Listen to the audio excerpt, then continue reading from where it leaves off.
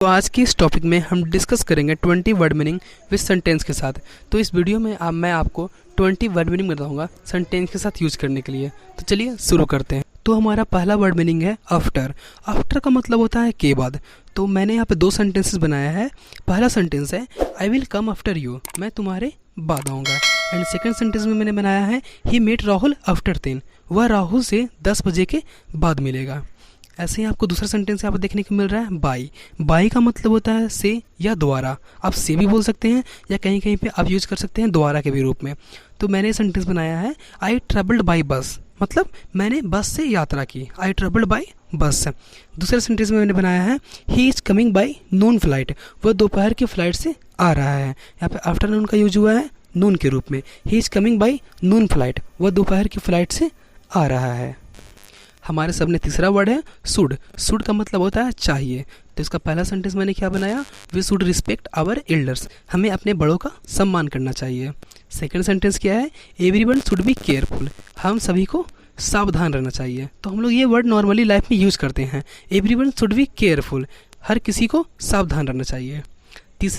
चौथा word meaning हमारे पास है ह्यूज। ह्यूज का मतलब होता है विशाल, मतलब बहुत बड़ा। तो यहाँ पे एक अच्छा सेंटेंस बना हुआ है, वो क्या है, his eyes looked huge when he was scared. यहाँ पे जो लास्ट में वर्ड मीनिंग यूज हुआ है स्कैर्ड, स्कैर्ड का मतलब होता है डरा हुआ।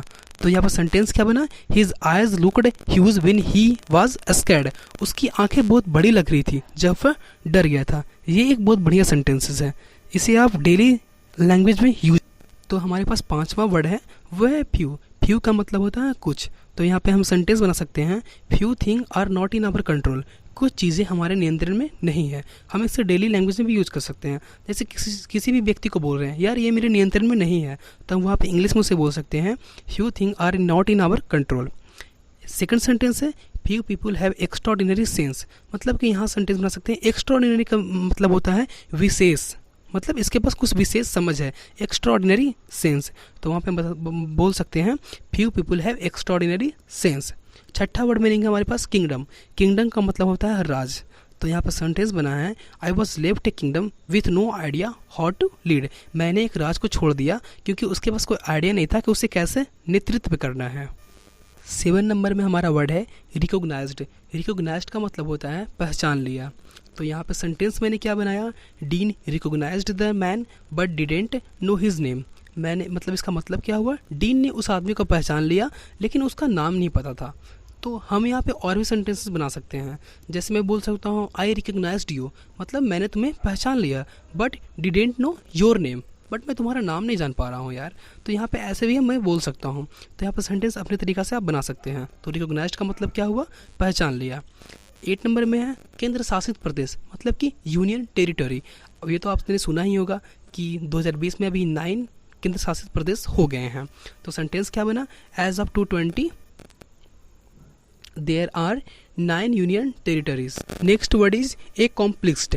ए कॉम्प्लेक्स्ड का मतलब होता है पूरा किया। तो sentence is of course I agreed though I had no idea how I did accomplished, मतलब बेशक मैं सहमत था हालांकि मुझे नहीं पता था कि कैसे पूरा करूँगा। Second sentence is did you accomplished everything you needed to today, means क्या आपने आज की ज़रूरत की हर चीज़ों को पूरा किया। Next word is gossip. Gossip का मतलब होता है गपशप। तो सेंटेंस बन सकता है I like to have a good gossip, मुझे एक अच्छी गपशप करना पसंद है। ठीक है। 10 नंबर में है इनक्रेडिबल। इनक्रेडिबल का मतलब अतुल। तो यहाँ पर सेंटेंस बन सकता है, एक अच्छा सेंटेंस बन सकता है, वो क्या है, India is a incredible country. एक बहुत एक अच्छा सेंटेंस है। एंड यहाँ पर मैंने सेंटेंस बनाया है the girls tells an incredible story, लड़की एक अविश्वसनीय कहानी सुनाती है।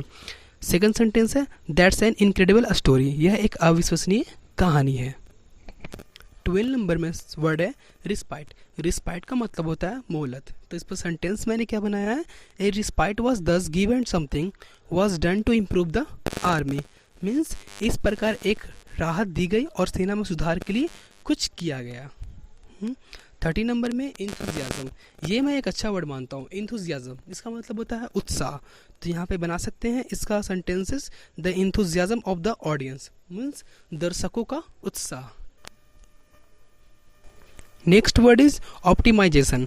ऑप्टिमाइजेशन मीन्स सबसे प्रभावी बनना, सी बिलीव्स इन ऑप्टिमाइजेशन, मतलब वह सबसे प्रभावी बनने में विश्वास करता है।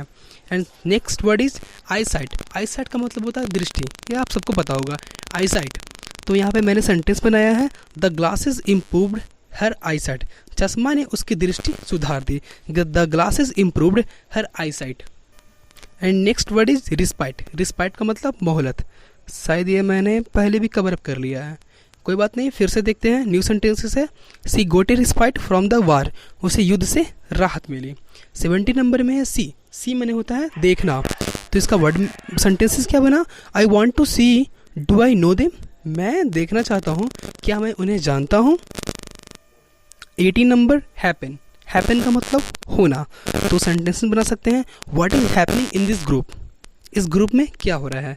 जैसे आप किसी व्हाट्सएप ग्रुप में हैं और उसमें पहले से चैटिंग हो चुकी है, लेकिन आपने उसमें क्या बाद में देखा बहुत सारे मैसेज आ गए हैं, तो आप वहाँ पे बोल सकते हैं what is happening in this group, इस ग्रुप में क्या हो रहा है।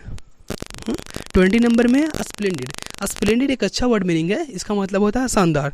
तो आपको एक अच्छी न्यूज़ मिला तो आप उसे यूज कर सकते हैं splendid, this is the best news, शानदार, यह सबसे अच्छी खबर है।